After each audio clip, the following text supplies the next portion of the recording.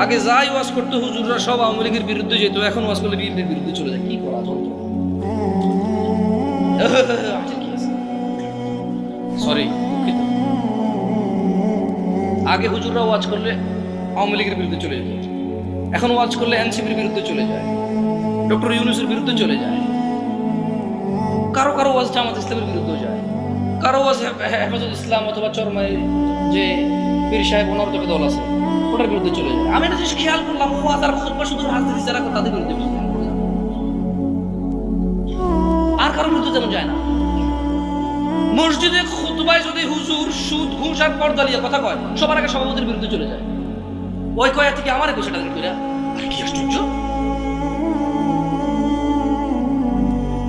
তাহলে নূহ আলাইহিস সালামের জাতি দাওয়াত যত বেশি দিচ্ছে তত কি করছে?